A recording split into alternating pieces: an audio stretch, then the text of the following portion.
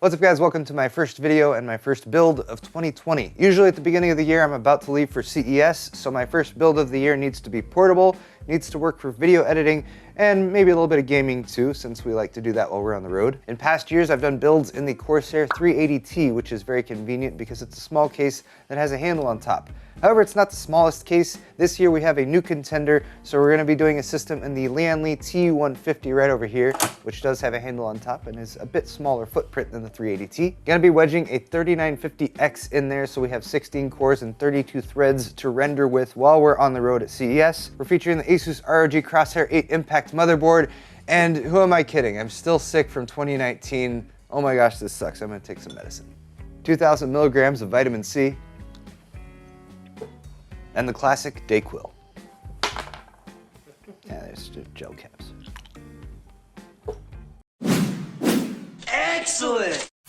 So even though it feels like I'm at the tail end of this cold that I've got, it sounds the worst at this point because it's moved into my throat. So I apologize for that. I'm gonna try to talk as little as possible in this video. I'm also going to be kind of cutting some corners, so I hope you guys will forgive me there. Since I already did a build in this Lian T150, I'm gonna be reusing a lot of the same parts. The Crosshair 8 Impact, of course, the Master Liquid ML120R RGB all-in-one liquid cooler, the SF750 small form factor 80+ platinum rated power supply, and I think we're still gonna stick with that Zotac RTX 2070 Super graphics card that's still in there. This year though, Joe wanted to have a two-system setup, so we can have one system for active edits that are going on, and then another system to render out videos and proxies. To that end, I actually already had a system here that is mostly set up, and I have this really cool Asus Prime X299 series 30th anniversary motherboard. And while this platform hasn't been getting a lot of love lately because, let's face it, the processors are a little bit lackluster when you compare to what AMD currently has on offer, I've already got a 10980XE, I've already got this motherboard, it's already set up as it was for benchmarking, including Adobe Premiere pre-installed. So I'm gonna use the hardware that I have, the 10980XE, and this Asus Prime X299 motherboard. So this is gonna be a secondary system, it's just gonna be set up as an outside of the box build, and it's probably gonna confuse the cleaning service when they come by to clean our hotel room a few times throughout the week, but they'll deal with it. Okay, talking, man. So here's our little build in the T150, and it's been doing well, although it has already had an update. I swapped in, I think, a 3600 or 3600X processor into there, just so Joe could use this system to game on during our 12-hour charity live stream that we did at the beginning of December. This AIO was a little challenging to fit in here, but it fits, and it fits as is. So I'm going to attempt to remove the cooler from the AM4 bracket back there, and then hopefully I can get the CPU installed without having to remove the motherboard. At the same time, we want to try to go with a 32 gig memory kit in there. Right now we got 16 gigs, so I will be swapping that out as well. And then the final concern, of course, is this graphics card, which is a pretty lengthy graphics card for this case, and actually I had to remove the front fan in order to get it to fit in there. That I'm also hoping I can just leave as is, and then we won't have to worry about too much rewiring. It's just going to be a CPU swap and a memory upgrade, and then we're going to be more concerned about getting some more storage in there. So I got the CPU upgrade handled. The main things we want to install and upgrade other than that are going to be the storage and the memory. So we're switching from this Team T-Force RGB kit, which is a 2x8 gig kit, over to this Corsair Vengeance RGB kit. And I actually don't have a lot of 16 gig DIMMs just here on hand, so I had to pilfer these from Riptide. So thank you, Riptide, for dropping from 128 gigs down to 64 gigs so that we could take 32 gigs of that and drop it in here. At the same time, we want more storage because ideally in an editing system, you're gonna have one SSD that your operating system and programs are installed onto. You're gonna have another SSD that your raw footage that you're editing is on, and then you're gonna have a third SSD that you use as a cache drive.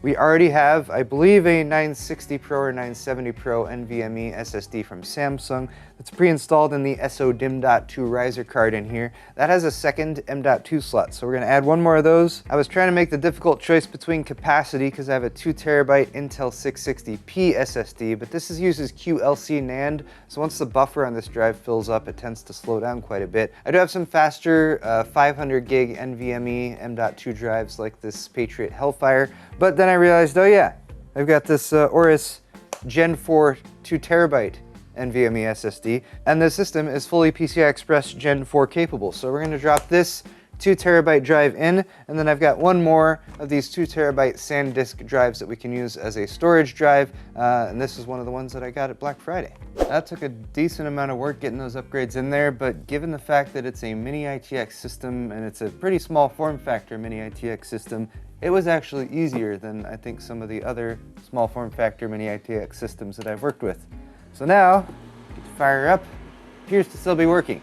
We're gonna make sure that the software and everything is loaded as necessary. I've got this connected up to a monitor, so we're gonna make sure that the software is working properly and everything. This is good news though. We got our 3950X recognized, we got our 32 gigs of memory recognized, and we have all of our SSDs recognized. The Gigabyte drive, the Samsung drive, and our SanDisk 2 terabyte. So our little mini ITX build is up and running, and Joe is getting it set up with Adobe and everything. We actually didn't have Adobe Premiere installed on that yet, but it's downloading now. Also went into the UEFI and set up the XMP profile for the memory, so that is running just fine as well. Memory is running at 3200 speed, CAS latency 16. So now it's time to work on the second system, which again is going to be a lot more scattered because we're just doing a little outside the box build. The basis for this is just my blank PCB here with some rubber standoffs, which I'm sure all of you guys have at home as well. And then the great advantage we're getting with these systems is they are pre-set up with Windows installed, so that's going to save a bunch of time in the next 24 to 48 hours as we get ready to go. Here I've also got a 32 gig memory kit installed, so that is just fine for us there. I need to install the CPU.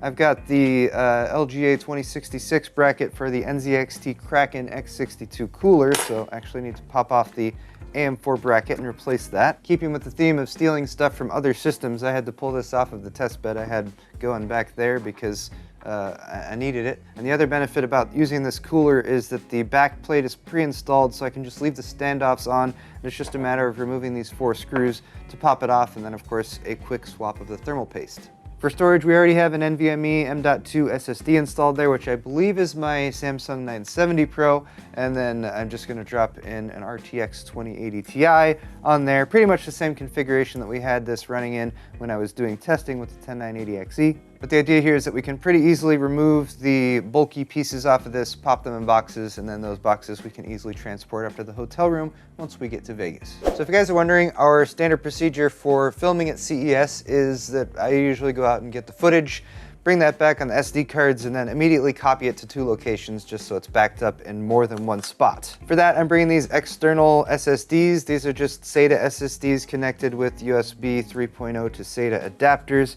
Got a couple of those so we can copy the data to both. Then Joe will import that data onto the system he's editing on, which is going to be the 3950X system for now. He'll go ahead and do his edit, and then we can take the Premiere project file and load it up on this system with one of these drives connected, match up all of the raw footage, and then we can go ahead and render it out. So this system, we don't need that extra drive because he's not editing on it. All we need is the externally connected drive, and then we can just render straight to the desktop. Last thing we do need though for this system is power, and I realized, thankfully, I have another one of these little Corsair SF750 750 watt power supplies, which are very great and convenient for mini ITX builds because they have shorty cables, which are convenient because you don't end up with a lot of extra cables.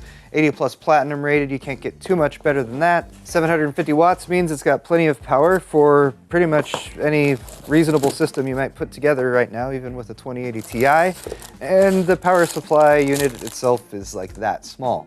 And the box it transports in is that small, so that's going to be pretty easy to take along with us. That said, let me go ahead and deflower this power supply for the first time, get some cables out, plug them in, and then we will hopefully verify for you guys that we have 2 working editing systems to bring along to CES. So our second system is pretty much set up. It's not too difficult when you're just sort of laying things out on the table.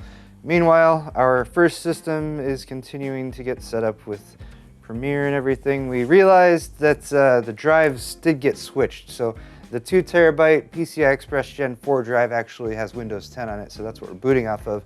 We set up that 960 Pro to be a cache drive, and Joe's gonna render proxies on there. And then we've got the 3rd drive, the 2 terabyte SATA drive in there for backups as well. I need to plug in HDMI, and thankfully this motherboard has surface mounted power and reset buttons.